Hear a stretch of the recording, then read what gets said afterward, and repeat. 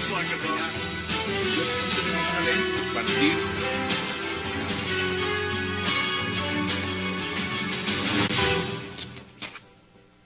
Bienvenidos a 360 grados, una visión global de la noticia, un espacio para debatir sobre todo lo que sucede en Colombia y en el mundo. Y hoy empezaremos 360 hablando del caos que vivió hoy la ciudad de Boston a causa de la cacería policial contra los sospechosos del atentado terrorista del lunes durante la tradicional maratón de la ciudad. Dos hermanos de origen checheno, uno cayó abatido y otro fue capturado. Boston y sus alrededores fueron cerrados luego de que a primeras horas del día cayera abatido el hermano mayor, Sabarnev. El otro fue acorralado y capturado. ¿Fue este un ataque de terroristas islámicos? Luego de saberse que la nacionalidad era chechena, además del tema de que fueran musulmanes, o estamos ante otro tipo de motivación terrorista. Ese será nuestro primer debate esta noche en 360. Y nuestro segundo tema de la noche será el aval dado por UNASUR en el marco de las elecciones venezolanas que le dio a Nicolás Maduro como presidente de Venezuela, por supuesto, a pesar de las denuncias de fraude que hace la oposición venezolana. Nicolás Maduro, el hijo de Chávez, como él mismo se hace llamar, se posesionó sin ningún problema luego de ir a una cumbre de emergencia de UNASUR en Lima, donde no solo le dieron su apoyo, sino además acordaron crear una comisión para investigar los actos violentos en días anteriores. Puso UNASUR presidente en Venezuela y además hablaremos de este libro, un libro que nos cuenta de Verde a Maduro, el sucesor de Hugo Chávez, lo que significa Nicolás Maduro para la Revolución Bolivariana. En segundo, le estoy dando la bienvenida a nuestros invitados, así que no se muevan de ahí.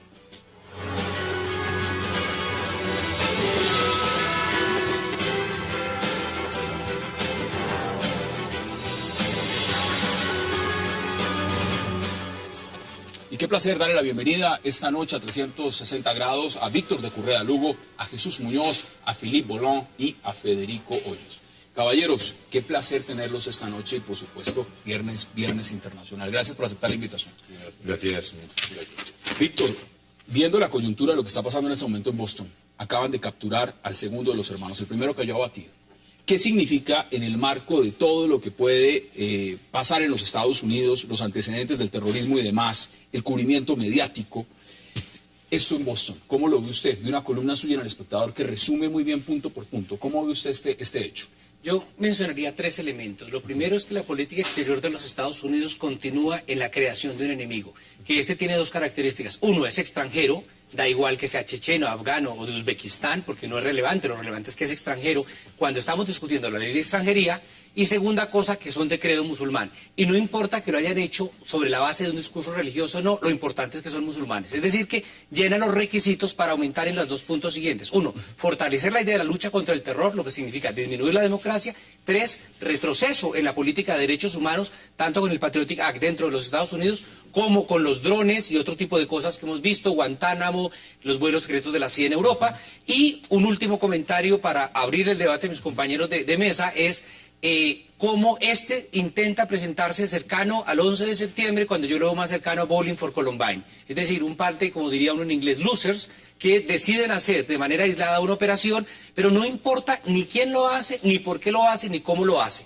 Lo más importante, sin restarle importancia a lo anterior, es las consecuencias y la instrumentalización que ahora permite a los halcones revivir la famosa lucha contra el terror y plantear una política exterior de los Estados Unidos favorable al ala más republicana, más derecha de los republicanos. Señor Jesús, ahí abrieron el debate. ¿Usted está de acuerdo, no está de acuerdo? ¿Cómo lo ve? Bien, hay una serie de puntos muy interesantes que ha planteado Víctor. Me parece que Víctor además ha jugado muy bien, que ha metido todo lo que es el ámbito nacional con lo internacional de Estados Unidos, ¿no? A mí me preocupa profundamente qué va a pasar en el interior, porque incluso cogiendo, digamos, un apunte rápido de cómo se realizó el atentado es casero, es sencillo, no es complejo, no se requirió una estructura de inteligencia compleja, grandes estructuras organizativas, no, es un señor que deja una mochila y se acabó. Me recuerda mucho al atentado que sufrió España también en el metro de Atocha, lo que sufrió también el metro en Londres, son atentados de una simplicidad absoluta. Creo que incluso eso, de alguna forma, a mí además me queda un poco más... empieza a preverse cuáles van a ser las guerras del siglo XXI. Y van a ser unos aparatos complejísimos, guerreros armados, con unos drones tremendos, y un tipo que va con una olla, una olla express, lo que pero acá hay un elemento, y se los pregunto de una vez, Felipe y Federico también. El hecho de lo que pone Víctor sobre la mesa, es decir, ¿eso se parece más a Columbine o esto se parece más al 11 de septiembre? Porque es que ahí hay una gran ramificación. Hay rasgos de 11 de septiembre, es decir, que buscó un evento mediático. El maratón de Boston es uno de los maratones más famosos a nivel mundial, entonces buscó la mediatización justamente de sus actos. Estoy de acuerdo también con Jesús, es decir, que es una mochila que dejaron aquí. Saber quién es, qué pasó, eso es muy complicado. En Francia tuvimos el caso hace poco y decíamos, no, es un tipo, un loser que justamente había puesto eso, y después nos dimos cuenta que este loser había estado en campos de entrenamiento, había estado en diferentes partes, pero no, es decir, que cada uno se franquició ¿cómo se llama? Esta cosa de ser terroristas, pero parece más un acto alistado, y eso es el problema. Es que Estados Unidos es un país tan grande, pero aquí justamente con la memoria del 11 de septiembre están buscando eventos muy mediáticos. La única preparación fue esta, no esta preparación de servicios secretos, pero preparó dónde lo pongo, a qué momento para que sea mediatizado. Yo respetuosamente discrepo de Héctor en el análisis que hace. Estoy de acuerdo en que puede ser un loser, un lonely wolf, un lobo solitario, como la revista Foreign Policy dice, pero discrepo con Víctor en el sentido que dice que esto es una excusa para que los halcones nuevamente, digamos, emprendan su política antiterrorista. A ver, esto, digamos, si se emprende la política antiterrorista nuevamente es porque es una consecuencia de un acto infortunado que sucede en los Estados Unidos. Ahora, el presidente Obama, que digamos es un presidente de una línea mucho más serena, mucho más pasiva, ha sido, digamos, bueno, por lo menos en el discurso. El hombre no en los actos, la manera que lo ha hecho. Mientras usted está hablando, esas son las imágenes en vivo, la gente celebrando, esto es en vivo en Boston, justamente la captura de este segundo individuo. Bueno, y termino diciendo una cosa, y yo creo que sí es admirable el nivel de reacción de Estados Unidos. La policía de Boston merece todos los aplausos y toda la venia internacional. Coger a esa gente en tan poco tiempo y dar un parte de seguridad tan grande para los habitantes de Boston en Estados Unidos, yo creo que es admirable. Yo creo que ahí el problema difiere en cómo nosotros entendemos el concepto de seguridad. Yo sé que aquí tenemos una gran diferencia, es que para ti el problema de la seguridad es un problema de policía. El problema global, general, que se observa en el caso de los chechenos en Estados Unidos o de los marroquíes en Madrid, caso doloroso, es fundamentalmente el problema de cómo las sociedades admiten o no la migración extranjera y cómo la integran o no en sus comunidades. Es decir, es un problema de política pública. Alguien decía que la guerra es muy seria para dejarla en las manos de los militares. Yo me atrevo a decir que la seguridad es una cosa muy seria para dejarla en manos de la policía. El problema es, ¿cuál es la política segregacionista de Estados Unidos cuando Human Rights Watch demuestra que si usted es negro por el mismo delito tiene 7 veces más posibilidades de ser condenado? Están llenas. Exacto. Entonces lo que quiero decir es, si uno se alegra de que la policía actúe, pero no miramos el problema de base que hay, pues nos quedamos jugando lo mismo que jugamos aquí en Colombia, y meterle policía y tropa a los problemas sociales. Entonces, según la tesis de Víctor, estamos justificando un atentado terrorista, porque decimos, hay un problema en Chechenia, entonces es normal que reaccionen. Yo no he dicho eso. Primero, yo no mencioné Chechenia. 1. 2. Lo que estoy diciendo es, los que hicieron el 11 de septiembre, si tú revisas las biografías de los que hicieron el 11 de septiembre, no salieron de Afganistán, no salieron de Arabia Saudita, salieron de Frankfurt, salieron de Londres, cuidado. A ver, es decir, hay un problema que hay que mirarlo con cuidado. Aquí hay algo que vuelvo y repito, y un poco tocaba yo eso de las nuevas estrategias del siglo XXI, las guerras del siglo XXI. ¿Qué ha ocurrido? O sea, llámese halcones, llámalo como quieras. O sea, esos grandes poderes, esos grandes establecimientos, o sea, Estados Unidos era un país blindado, Europa era un país blindado después de la Segunda Guerra Mundial. Las guerras se libraban en África, en América Latina, en Asia. Ese cuento se acabó, eso ya no existe. Y vuelvo y repito, y además es que estamos haciendo lo que llamamos países avanzados, un ridículo espantoso. Y vuelvo a repetir, tenemos satélites, aviones teledirigidos, y llega un tipo con una olla express y nos pone patas arriba todo el sistema. Toda la ciudad está cosas que pensar, y yo creo que reducirlo a decir que es que el terrorismo o expresiones tan elementalistas como esa, eso a mí me produce un cierto paradigma, porque sí coincido con Víctor, hay un discurso mucho más complejo allá abajo. Sí, pero un minuto, no se quiere acá hay un elemento, no lo vayan a sacar de la ecuación. Acá el tema checheno lo pusieron de inmediato sobre la mesa. Y ponen el tema checheno no por casualidad, no es el tema de la nacionalidad, es el tema del Islam también. Inmediatamente lo vinculan.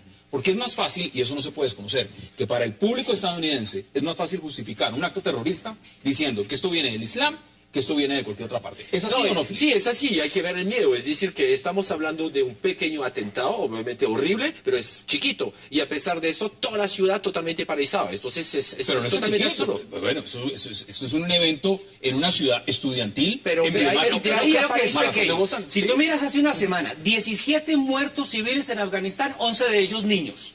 La comunidad internacional no dijo nada. Ahora, yo pasa nada. me distancio de la posición de que Obama es una persona de paz. Sí. Ni en Israel va a ofrecer la paz, ni en Afganistán. El día en que le dan el premio Nobel de la Paz, la misma semana lleva 17.000 soldados más. No cerró Guantánamo, ha autorizado los drones. Es decir, yo me distancio por completo de eso. Y la otra cosa sobre el sello islamista que es importante.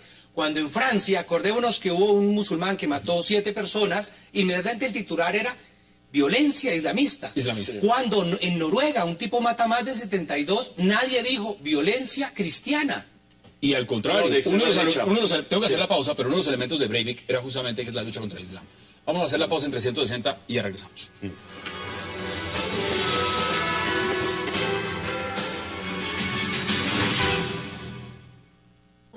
Se va a correr de nuevo, porque eso es lo que la gente de Boston está haciendo. Su determinación es el mayor reproche a quienes cometieron este acto atroz. Si se trató de intimidarnos, de aterrorizar, de sacudir los valores que se describen, los valores que nos hacen ser quienes somos como estadounidenses, deben tener muy claro a estas alturas que eligieron la ciudad equivocada para hacerlo.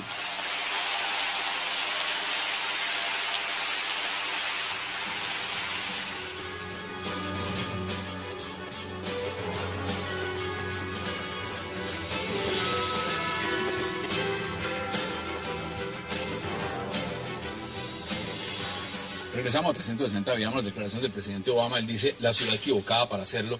No sé cuál sería la ciudad adecuada para hacerlo. Parecía Bush, tío. Es decir, Bueno, amenazando. pues esas son las declaraciones. En todo caso, Boston sí es una ciudad que no es adecuada como ninguna otra. Es una ciudad de muchos estudiantes, una ciudad emblemática, de mucho académico, de mucho intelectual.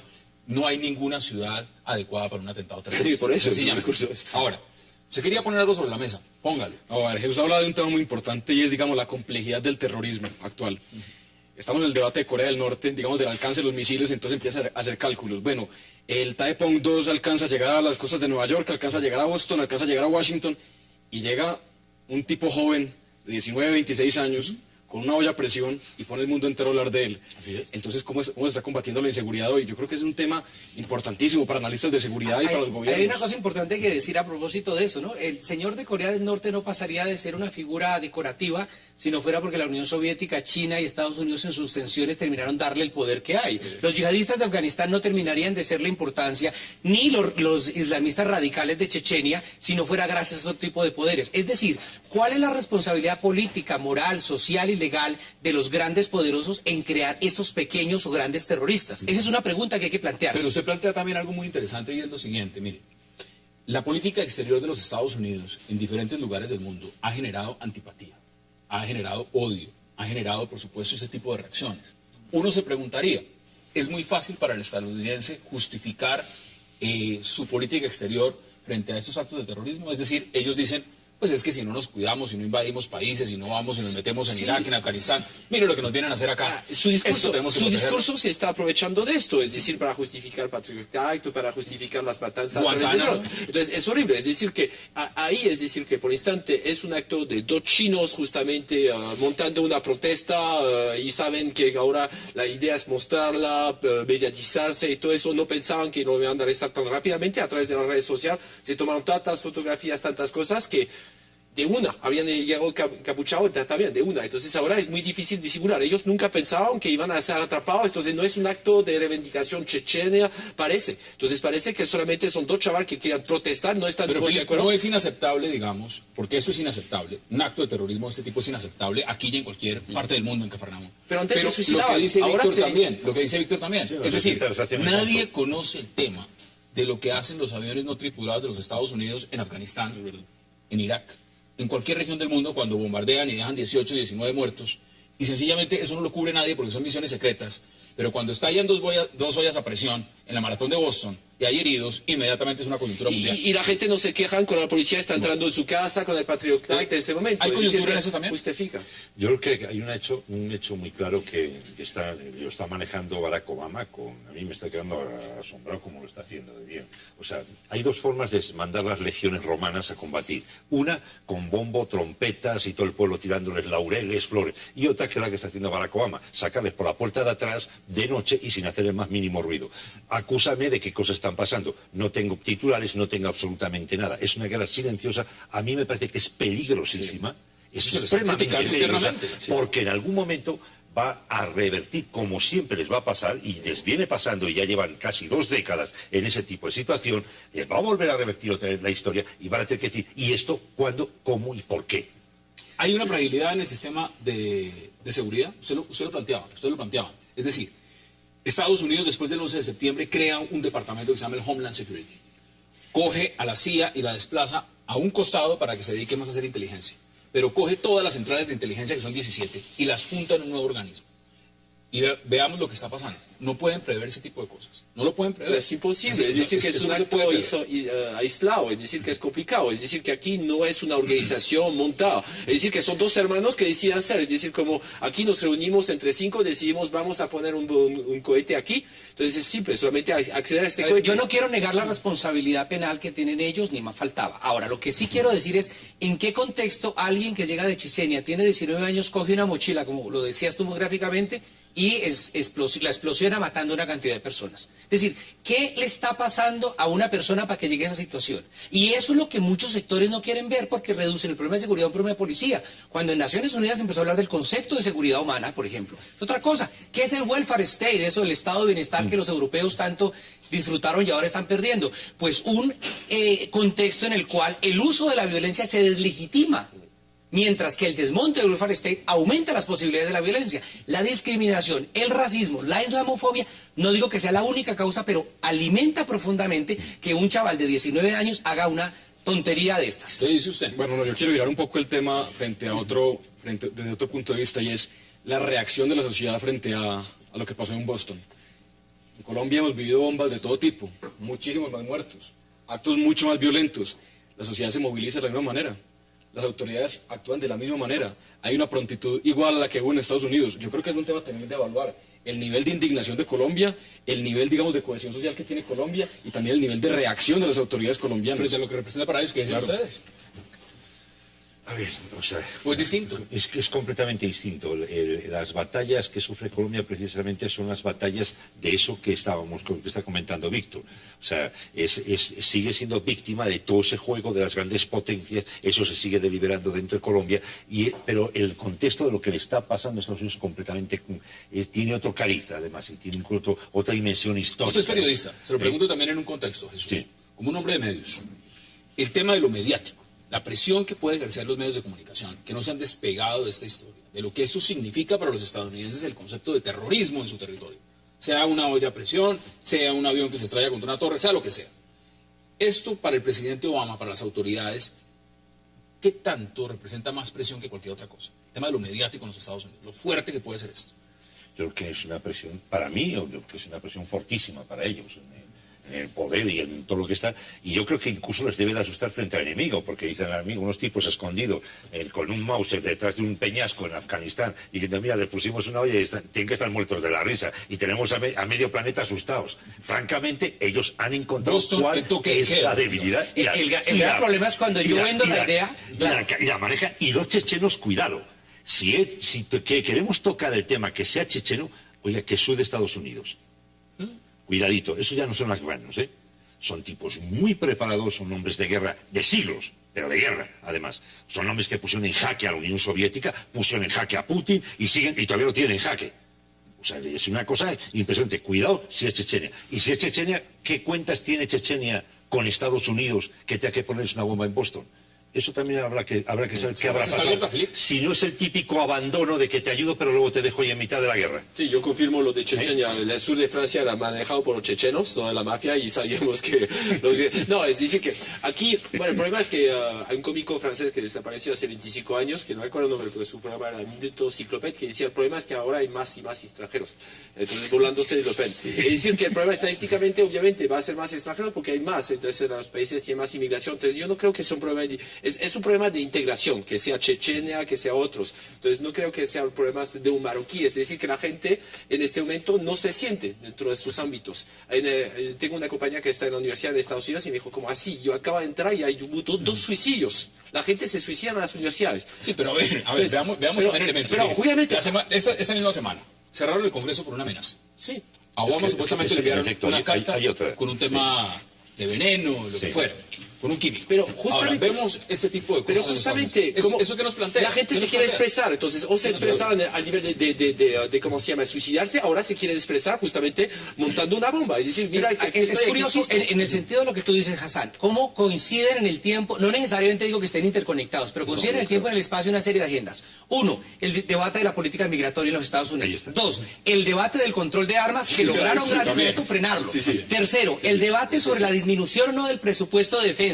Cuarto, el debate sobre las milicias armadas de derecha, los grupos blanquitos estos, cual Ku Klux Klan, sembrando el terror. Y el debate sobre el antifederalismo de Estados Unidos. Todo Estos mismos, en un mismo tiempo y espacio, terminan siendo ganadores de la bomba que pusieron dos chavales que no tienen ni idea, pero que alimentan unas agendas. Es profundamente... Los que estén en contra del control de armas, con esto ya tienen para los agarrarse. mandó a poner la bomba, los manipularon. Puede ser. Uno diría, vuelve el debate, el problema no es quién pone la bomba, el problema es a quién le Pero los beneficia. padres de esos muchachos están diciendo justamente que eso es una trampa. Mira, Dicen, esto es una trampa. Estas casualidades como decir, mira, está la baloto, coinciden todos los números, ¿no? Mira, es que sí, mira, eso en efecto, me alegra que saques esto a la mesa porque es verdad. Mire, nos O sea, quedan 3 minutos. No, pero Deme sus conclusiones en 30, 40 segundos. yo creo que todo está relacionado con lo que ha dicho muy bien Víctor, lo que ha señalado, yo me parece que es donde ha tocado, está ahí el dedo de la llaga, es el tema de los debates que estaban produciendo en estos momentos en Estados Unidos y justo, casualmente, ocurre este fenómeno. La mano negra gringa, entonces. Sí, casualmente, el proyecto Glavio en Italia ya estaban acostumbrados a hacer esto. Entonces eso puede ser casual, pero Estados Unidos ya está acostumbrado a hacer estos tipos de operación. Mira la operación Glavio en Italia. Conclusiones suyas en 40 Respeto lo que Víctor dice, no me ha referido porque me parece bastante audaz y le dejo esa responsabilidad a Víctor. Simplemente mi conclusión es generar terrorismo no es únicamente matar mucha gente. Generar terrorismo es matar 3 personas, pero cerrar una ciudad, cerrar el Congreso de Estados Unidos, es el mismo efecto. Entonces, de pronto están redescubriendo una nueva faceta. Miren, no matemos 2.000 personas, matemos 3, mediáticamente cerremos a Boston y cerremos el Congreso de Estados Unidos. ¡Qué miedo! Conclusiones. El Congreso no lo cerraron los dos terroristas, lo cerraron las autoridades. Bueno, primera cosa. Y mi conclusión es la siguiente. Mientras Boston no sea la ciudad adecuada para poner bombas, pero Kabul y Bagdad sí lo sean, no hay alternativas. O Trípoli. O Trípoli. Deme sus conclusiones. No, 30 segundos. ahí está. Ahí está. Bueno, señores, Víctor Correa, como siempre, qué verdadero placer. Muchas gracias. Vamos a hacer una pausa y al regreso vamos a hablar de Venezuela, por supuesto, de Nicolás Maduro, también de este libro, De Verde a Maduro, el sucesor de Hugo Chávez. Ya regresamos.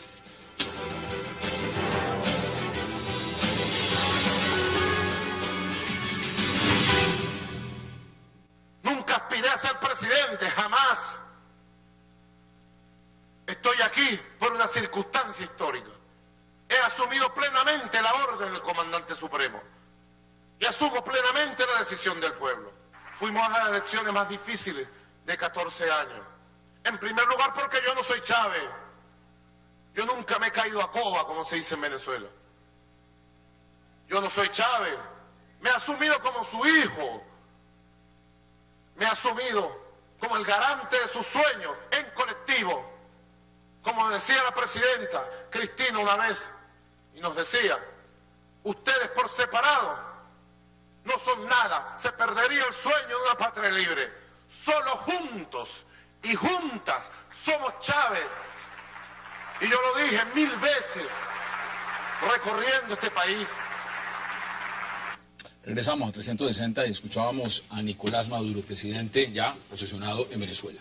Vamos a hablar, por supuesto, de su posesión, vamos a hablar también de lo que pasó en UNASUR, pero vamos a aprovechar también la presencia y le doy la bienvenida a Roger Santo Domingo, porque ese libro, De Verde a Maduro, el sucesor de Hugo Chávez, que lo recomiendo además, y aprovechar la coyuntura de la Feria del Libro de Bogotá para que todos vayamos. Me parece muy interesante. Ese es el libro. Quiero que lo enfoquen un poco, para que vean bien la carátula. La carátula muestra a Nicolás Maduro. Lo interesante de este libro también es que nos cuenta quién es Nicolás Maduro.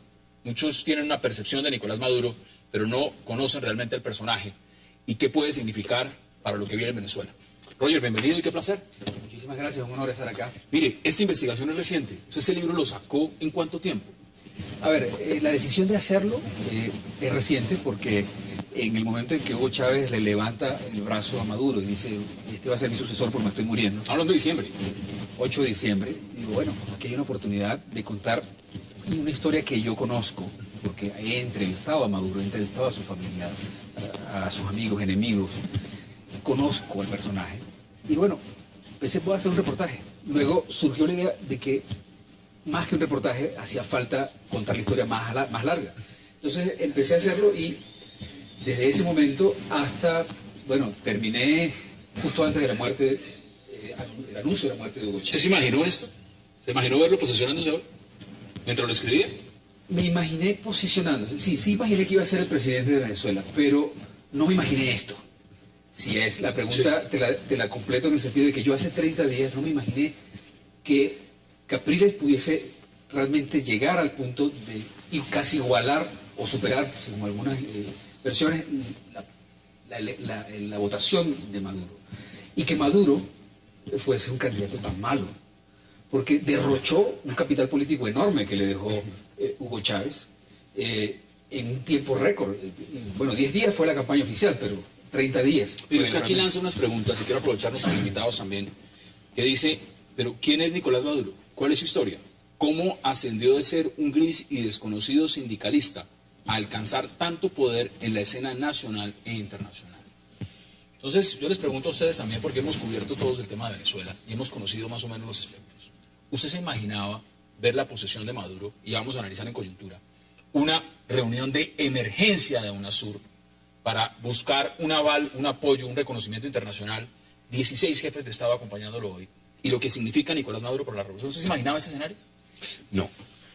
Es más, un poco como yo lo había intuido que podía ser, es que era menos aparatoso, ¿no? Que iba a ser prácticamente una presidencia realmente fácil, que llegaba con no excesivo esfuerzo, pero parece ser que he coincidido en eso con Roger, porque me parece que ha sido torpe, muy torpe en el manejo. Yo creo que Maduro era el hombre, es el hombre de la sombra, es un hombre que conoce muy bien los pulsos del pueblo, conoce muy bien cuál es la calle, es algo un poco de lo que es la trayectoria y lo que ha sido siempre como personaje. Era el hombre de las negociaciones complicadas, ¿no? Con La Habana, etcétera, ¿no? Pero no cuando uno ya lo vio enfrentándose, ¿no? a la palestra pública, ¿no? Y ver cómo ese hombre empezó, yo creo que incluso a manejar unos discursos realmente que llegaron a lo casi cantinflesco, ¿no? ¿Cómo usted se imaginaba este escenario? Me hubiera imaginado que Maduro, si iba a ser presidente, lo que no imaginaba era la vergonzosa situación en donde los jefes de Estado latinoamericanos, sin una voz de protesta, hubieran legitimado una presidencia totalmente cuestionada. Yo creo que aquí no tenemos los elementos para decir que hubo fraude o no. Pero si no hay conteo es muy difícil. Pero bueno, por lo menos ¿cómo los gobiernos no piden un reconteo? Toman una posición intermedia y dicen, bueno, muy bien, esperemos a que haya reconteo. Pero inmediatamente lo posicionan y ni siquiera pero en América Latina es algo nuevo los fraudes. Entonces, como no estaban acostumbrados, entonces por eso que era complicado. Pero es decir que aquí estaban al borde de una guerra civil o de algo catastrófico, entonces tenía que reconocerlo rápidamente. ¿Para qué? Justamente poner aceite sobre el fuego. Entonces, pero no, yo entiendo que a Santo iniciaste el presidente justamente elegido y ya reconocido. Yo creo que pragmática, no por razones principistas de democracia. O sea, de hecho, sí hay que reconocer que Maduro simplemente creció y además fue el canciller de más duración en la historia de Venezuela. 6 años es lo que más... Pero miren lo que usted dice en su libro, dice, lo cierto es que él ya era parte de un proyecto para tomar el poder.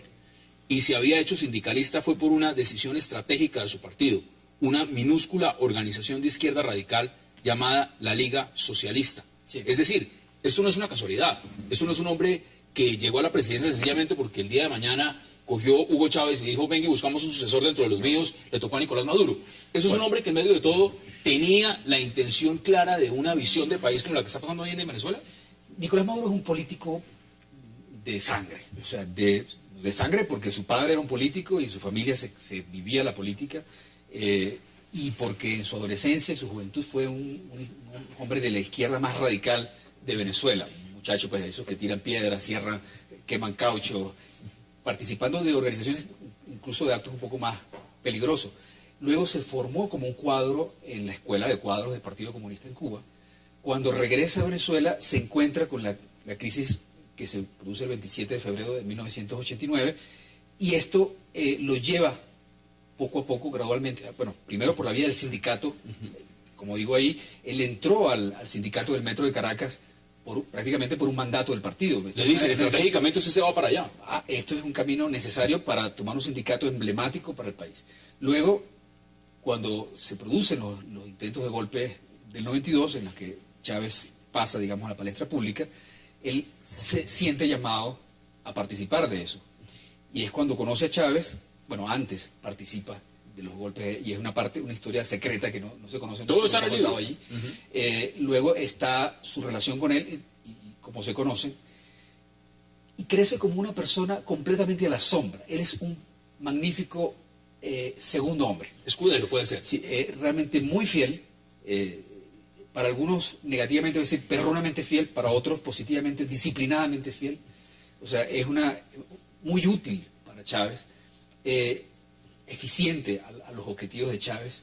¿Cómo ven ustedes esa descripción de Nicolás Maduro? ¿Es eso lo que lo llevó al poder? Es un poco lo que yo te estaba diciendo, y es verdad. O sea, sí.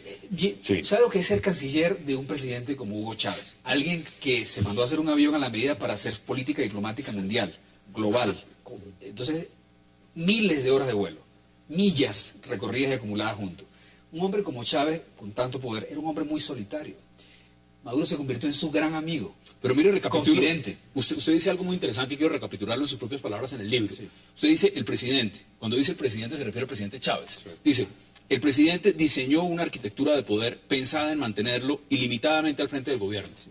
Reducir al mínimo la capacidad de control institucional sobre su gestión y el balance de poderes republicanos. Pero miren lo que dice. Consciente de las rivalidades entre sus dirigentes, Chávez usó sistemáticamente y con mucho éxito las divisiones entre sus cercanos colaboradores como mecanismo de control. Es decir, él sabía las divisiones entre Diosdado, entre Maduro y los demás, y lo que hacía era dividirlos más para controlarlos. Es que desde el principio era lógico, porque el movimiento Quinta República, el movimiento bolivariano, es aluvional en el sentido que hay unes a la derecha militar nacionalista, a la izquierda radical, a un centro que está simplemente cansado de lo que venía antes. Entonces se juntaron gente de todo tipo. Entonces ya hay gente que no se hablaba, pero se hablaba porque estaba Chávez. Y Chávez siempre fue el factor aglutinante. En este momento no existe ese factor. Existe el fantasma, la memoria de Chávez. Y por supuesto mucho de pragmatismo. ¿Cómo ve usted eso, Federico? Justamente, ¿será que sí puede Maduro controlar ese es el gran reto. ese elemento? Chávez lo podía hacer. ¿Lo puede hacer Nicolás Maduro? Pues precisamente una de las cosas que me llama la atención del libro profundamente ahorita que hablaba con Roger es que se dice que Maduro puede ser una gran estrella como lo fue Chávez. Lo que yo veo es que Maduro es un tipo que todo el tiempo estaba viajando, que todo el tiempo estaba en cócteles, estaba como canciller en una misión diplomática, pues perdió totalmente el contacto con la gente y se le notó en campaña. Porque yo creo que no hay duda, es que es un pésimo candidato, un candidato que no está acostumbrado a estar con la gente, que no está untado de pueblo, sino que está untado de mucho cóctel internacional, pues obviamente le va a costar conectarse. Ahora, yo quería mencionar una cosa muy puntual frente a lo que ahorita decía Filip, y es pragmatismo o interés. Pragmatismo de los líderes latinoamericanos o interés. Por el lado de Colombia, por supuesto, interés por el proceso de paz, y por los demás, interés por los petrodólares, pero pragmatismo político yo lo dudaría mucho. Sí, regresando, es decir, que la ventaja, yo creo que Chávez, como dijiste, logró montar justamente toda una nomenclatura, todo su politburo, entonces él creó justamente algo de la nada, no fue como un líder comunista que llega al poder y tiene todo un aparato detrás, y el que esté cercano del poder es muy factible que lo logre controlar, porque ya conoce las reglas, ya sabe los conflictos de intereses, entonces ahí puedo coincidir con lo que está diciendo, porque estamos hablando de un país que reconstruyó, no estoy diciendo que lo está haciendo bien o mal, estoy diciendo que reconstruyó toda una clase política, construyendo las diferentes bases. Como en ese momento plantean lo contrario, es si esta revolución, si este país que ha llevado el chavismo durante 14 años y ahora serán 6 años más, este hombre puede continuar las riendas de esa revolución, participó en la... ¿o no? Pero revolución no, de la dictadura. Logró montar una dictadura, entonces con todas las reglas para quedarse al poder, y entonces ahí sí conoce justamente las fichas de cada uno, él va a continuar a jugar este juego de ajedrez, y ya fácilmente puede Tengo que ir a la pausa, pero quiero volver con Roger cuando regresemos, porque quiero leer lo que usted pone acá, más o menos de la descripción de lo que significa Maduro. Dice, esta es la historia de una persona atrapada en la tensión que se crea entre su ideología radical, que lo empuja a la soberbia y a la violencia, y su hambre de espiritualidad, que lo hacen ser un hombre que muchos perciben amable, de naturaleza compasiva. Desde la cama de un hospital, su poderoso montar parecía sostener las riendas del secreto carácter de su sucesor. Vamos a la pausa, porque vamos a seguir hablando de Nicolás Maduro, y por supuesto de este libro, que recapitula muy bien quién es este hombre que ahora es el presidente de Venezuela. De verdad, de verde a Maduro, el sucesor de Hugo Chávez.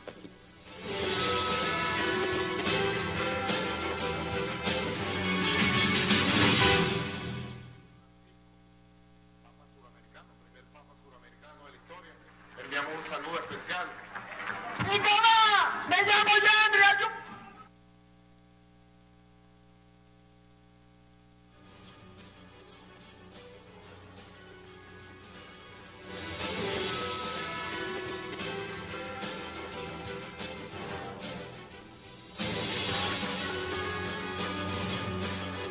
Regresamos a 360, ese es uno de los momentos de la posición de Nicolás Maduro que nadie olvidará porque generó un gran susto.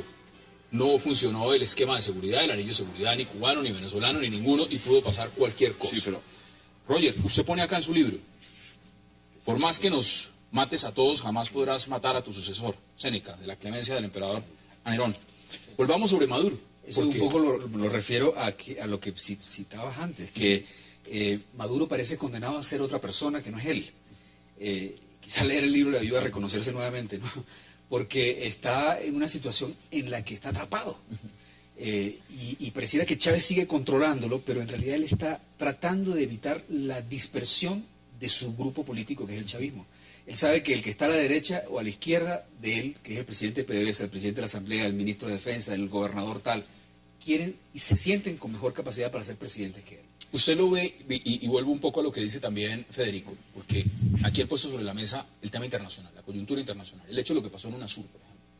¿Usted sí cree que este hombre, que recibió un apoyo mayoritario en UNASUR, cuando le dicen, vamos a su posesión, vamos a lo demás, sea un hombre que pueda conciliar a la región, digamos, verlo en el macro de lo que lo vio Chávez, tema de UNASUR, tema de la CELAC, tema de Petrocaribe, sus relaciones, por supuesto, de financiar y ayudar a Argentina, Uruguay, Nicaragua, ver el globo, como lo hizo Hugo Chávez? ¿Usted cree que Nicolás Maduro tiene esa capacidad? Pues, por lo menos tiene, digamos, la cancha para hacerlo, el conocimiento internacional para hacerlo. El grave problema es que la falta de legitimidad interna que tiene, digamos, tiene una prioridad que es solucionar lo que está pasando en casa. Y luego de que solucione, si es que lo llega a solucionar, porque veremos qué pasa, pues luego se dedica al tema global. Pero claramente, digamos, la designación de Maduro como sucesor de Chávez es simplemente, digamos, la continuación de ese proyecto global político del socialismo del siglo XXI. Por eso fue Maduro, por eso no Diosdado, creo yo. Pero mientras Maduro no solucione los problemas de casa, es muy difícil que siga el liderazgo ¿Qué dicen regional. ustedes? Felipe, ¿usted sí lo ve? Yo espero que continúe justamente lo que está haciendo en política internacional. En política nacional está catastrófico, pero en política internacional que continúe justamente uniendo países, empezando a trabajar temas que puede ser muy interesante justamente para América Latina. ¿Qué dice usted, Jesús? Yo creo que Maduro tiene un problema muy grave interno. Interno es un problema gravísimo y el problema más grave que tiene es una oposición impresentable. O sea, lo de Capriles no tiene presentación alguna. ¿Pero no le gustó mejor ese Capriles? Capriles podía haber perfectamente asumido una frase que tuvo Felipe González cuando le ganó a Aznar, que le ganó como por 20 o 10 diputados, una victoria pírrica la de Aznar, ¿no? Y le dijo, nunca hubo una derrota tan dulce ni una victoria tan amarga, ¿no? Eso es lo que le pasó a Maduro y eso es lo que le pasó. Y ahí Capriles podía haber jugado, pero creo que además hay un problema grave con Capriles y es que él... El asunto de asumir la responsabilidad, lo irresponsable que fue, la catástrofe social que pudo llevar ese país, ahora ocurre una cosa. Espero que Maduro tenga la suficiente inteligencia para saber llenar ese espacio, porque Capriles ha dejado un espacio ahí tremendo de que demostró al final que su rabieta demostró que él no era un hombre de Estado. Él dijo hoy en su posesión, Roger, decía lo siguiente, decía Nicolás Maduro, que hay una persecución brutal contra el régimen cubano. Aquí en su libro narra muy bien su formación en Cuba en los años 80. Dice también que era rockero y también es un hombre espiritual en la fe de Saibao. Esos elementos, si uno los conjuga todos, ¿cómo van a jugar en su presidencia? Bueno, que si él logra superar esta crisis de legitimidad que tiene, porque, digamos, yo sin defender a Capriles, lo que podría decir es que, así como no le apostaba a su triunfo, hay que reconocer que se convirtió en un fenómeno electoral. Maduro contribuyó en eso, pero ciertamente el hecho de que teníamos una oposición dividida, desmoralizada, sin dinero, que lograse vencer, recorrer todo ese territorio en 30 días, territorio quitarle hasta 1 millón de votos al chavismo, pues, lo convirtió en un líder. Él perdió, pero lo convirtió en un líder. Y afortunadamente, esperemos, no continúe esta crisis, que se pueda recuperar cierta estabilidad que permita continuar el juego democrático. Siento que Maduro, si supera esta crisis de legitimidad nacional y de legitimidad interna, porque ese miedo que mostró en cámara, a Chávez le pasó lo mismo. Ese muchacho se coló en un acto, en un desfile militar, y Chávez, ¿qué hizo? Se rió. A Capriles le pasó lo mismo. Ese muchacho se le coló en un acto, hubo un susto colectivo y se rió. Pero este no. Él tiene miedo porque conversábamos con unos asesores militares. Él decía, mire, el problema con Maduro es que él sabe que un escenario es que cualquiera de estos muchachos que está sentado al lado de él puede organizar un complot para matarle. Y ese es su temor. Y acusar a la oposición, quedarse con el coroto, llamar a unas elecciones y quitar ese peso muerto que se llama Maduro. Sí, en este momento. Claro, eso es una visión conspirativa. Algo que pero él lo sabe.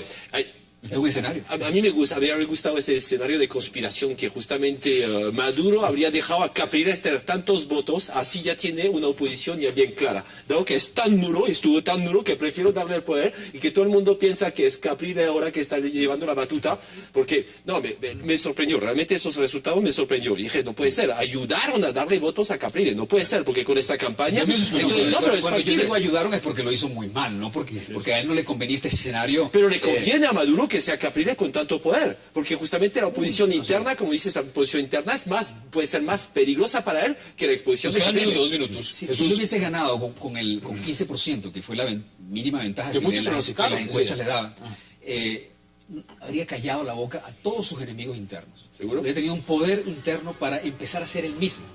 El problema es que él sigue siendo hoy tratando de ser Chávez, aunque diga que no. Y eso le hace... Deme sus conclusiones. En 20 segundos, Jesús. Hombre, la sombra de Chávez pesa mucho, pero de todas formas la situación es un gran interrogante. Venezuela para mí es un interrogante inmenso. Creo que además hay un tema que Capriles tuvo una oportunidad extraordinaria de saber aprovechar un momento político extraordinario de esa fuerza con la que en tan poco tiempo capitalizó 1,5 millones de votos del chavismo. Eso me parece que lo ha desaprovechado completamente con una rabieta política. Sus conclusiones, 20 segundos. Mi conclusión es que, repito, es vergonzoso que los líderes de América Latina sean tan prontos a veces para rechazar los eventos políticos antidemocráticos, como fue en el caso de Mel Zelaya, y sean, digamos, tan contradictorios para no serlo en el caso de las elecciones en Venezuela. Yo no digo que los líderes de América Latina no hubieran reconocido a Maduro. Lo que digo es que por lo menos hubieran pedido el recuento de votos con veeduría internacional. Era lo mismo que debieron haber hecho y no lo hicieron. ¿Cuáles son sus conclusiones? Mira, el libro plantea la necesidad de conocer antes de juzgar. Subestimar a Maduro es un error político. Lo están haciendo mucho, seguramente. Se hizo durante la campaña y se puede seguir haciendo. Conocerlo es importante para saber no solamente por qué se está comportando ahora actualmente así, sino cómo puede ser. Recuerden que el no tener carisma, el ser un personaje gris, no es necesariamente un obstáculo para obtener y controlar el poder. El ejemplo histórico en revolución es Lenin, un hombre carismático frente a Stalin, un hombre gris, burocrático, sin carisma. ¿Quién gobernó más, con más poder? Putin frente a Yeltsin. O sea, ambos eran, Putin heredó a Yeltsin, Stalin a Lenin, y bueno. Y aquí Maduro está heredando a Chávez. Entonces, si se subestima a Maduro, podemos tener una situación en la cual una democracia para Venezuela no puede ser lo más probable. Recapitulo con algo que usted dice en su libro. Dice, todo el mundo se pregunta si podrá asumir el legado del líder supremo, se refiere a Chávez, enfrentar los retos de una economía y un Estado disfuncional y sobrevivir a las entregas de que dentro del mismo chavismo intentan competir por su liderazgo. Si a ustedes les interesa conocer más del nuevo presidente de Venezuela, quién es Nicolás Maduro y como dice Roger, no subestimarlo, aquí está el libro. de verde a Maduro. Aprovechar la Feria del Libro en Bogotá. Y aquí en 360 estaremos aprovechando esta feria para traer a varios autores con diferentes temas. Un verdadero placer y gracias por aceptar la invitación. Muchísimas gracias. Federico, como Muchas siempre, gracias. Qué placer. Gracias. Jesús, gracias. Y Felipe, gracias también. Y a ustedes, gracias por acompañarnos. Tenemos una cita de nuevo el lunes aquí a las 8 p.m. para seguir debatiendo toda la agenda política de Colombia y del mundo. Hasta una próxima oportunidad.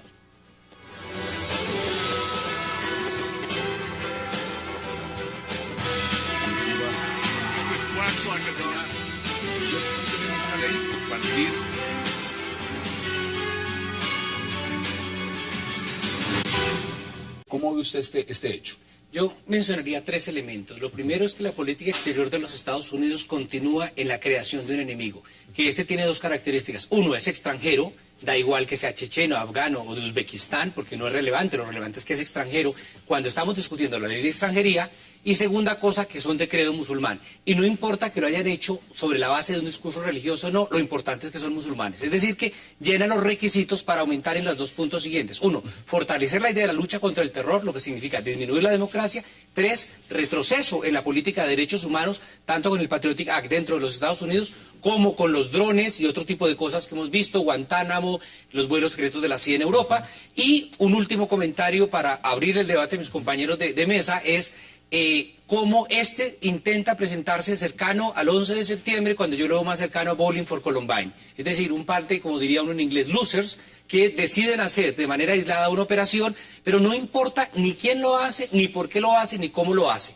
Lo más importante, sin restarle importancia a lo anterior, es las consecuencias y la instrumentalización que ahora permite a los halcones revivir la famosa lucha contra el terror y plantear una política exterior de los Estados Unidos favorable al ala más republicana, más derecha de los republicanos. Se buscó un evento mediático. El maratón de Boston es uno de los maratones más famosos a nivel mundial. Entonces buscó la mediatización justamente de sus actos. Estoy de acuerdo también con Jesús, es decir, que es una mochila que dejaron aquí. Saber quién es, qué pasó, eso es muy complicado. En Francia tuvimos el caso hace poco y decíamos, no, es un tipo, un loser que justamente había puesto eso, y después nos dimos cuenta que este loser había estado en campos de entrenamiento, había estado en diferentes partes, pero no, es decir, que cada uno se franquició ¿cómo se llama? Esta cosa de ser terroristas, pero parece más un acto alistado. Y eso es el problema. Es que Estados Unidos es un país tan grande, pero aquí justamente con la memoria del 11 de septiembre están buscando eventos muy mediáticos. La única preparación fue esta. No esta preparación de servicios secretos, pero preparó dónde lo pongo, a qué momento clave para que sea mediatizado. Yo respetuosamente discrepo de Víctor en el análisis que hace. Estoy de acuerdo en que puede ser un loser, un lonely wolf, un lobo solitario, como la revista Foreign Policy dice. Pero discrepo con Víctor en el sentido que dice que esto es una excusa para que los halcones nuevamente, digamos, emprendan su política antiterrorista. A ver, esto, digamos, si se emprende la política antiterrorista nuevamente es porque es una consecuencia de un acto infortunado que sucede en los Estados Unidos. Ahora, el presidente Obama, que digamos es un presidente de una línea mucho más serena, mucho más pasiva, ha sido, digamos, bueno, por lo menos en el discurso. El hombre sin ningún problema, luego de ir a una cumbre de emergencia de UNASUR en Lima, donde no solo le dieron su apoyo, sino además acordaron crear una comisión para investigar los actos violentos en días anteriores. Puso UNASUR presidente en Venezuela y además hablaremos de este libro, un libro que nos cuenta de verde a Maduro, el sucesor de Hugo Chávez, lo que significa Nicolás Maduro para la Revolución Bolivariana. En segundo le estoy dando la bienvenida a nuestros invitados, así que no se muevan de ahí.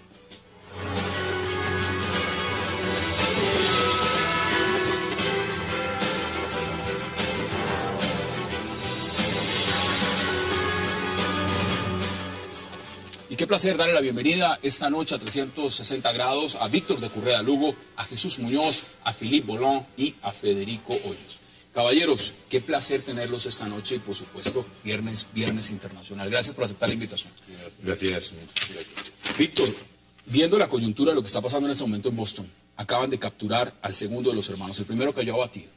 ¿Qué significa en el marco de todo lo que puede pasar en los Estados Unidos, los antecedentes del terrorismo y demás, el cubrimiento mediático, esto en Boston? ¿Cómo lo ve usted? Vi una columna suya en El Espectador que resume muy bien punto por punto. Señor Jesús, ahí abrieron el debate. ¿Usted está de acuerdo, no está de acuerdo? ¿Cómo lo ve? Bien, hay una serie de puntos muy interesantes que ha planteado Víctor. Me parece que Víctor además ha jugado muy bien, que ha metido todo lo que es el ámbito nacional con lo internacional de Estados Unidos, ¿no?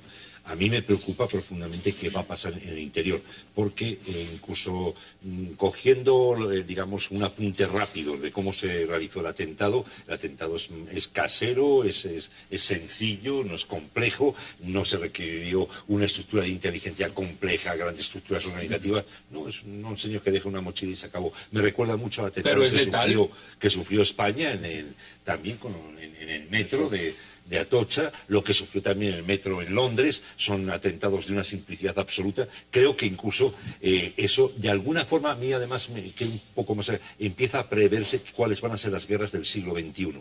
Y van a ser unos aparatos complejísimos, guerreros armados, con unos drones tremendos, y un tipo que va con una olla, una olla express, pero acá hay un elemento, y se los pregunto de una vez, Felipe y Federico también. El hecho de lo que pone Víctor sobre la mesa. Es decir, ¿esto se parece más a Columbine o esto se parece más al 11 de septiembre? Porque es que ahí hay una gran ramificación. Hay rasgos de 11 de septiembre, es decir, que...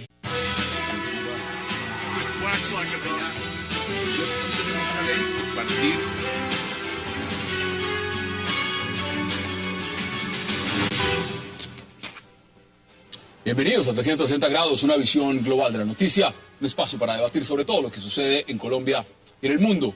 Y hoy empezaremos 360 hablando del caos que vivió hoy la ciudad de Boston a causa de la cacería policial contra los sospechosos del atentado terrorista del lunes durante la tradicional maratón de la ciudad. Dos hermanos de origen checheno, uno cayó abatido y otro fue capturado. Boston y sus alrededores fueron cerrados luego de que a primeras horas del día cayera abatido el hermano mayor, Sabarnev. El otro fue acorralado y capturado. ¿Fue este un ataque de terroristas islámicos? Luego de saberse que la nacionalidad era chechena, además del tema de que fueran musulmanes, o estamos ante otro tipo de motivación terrorista. Ese será nuestro primer debate esta noche en 360.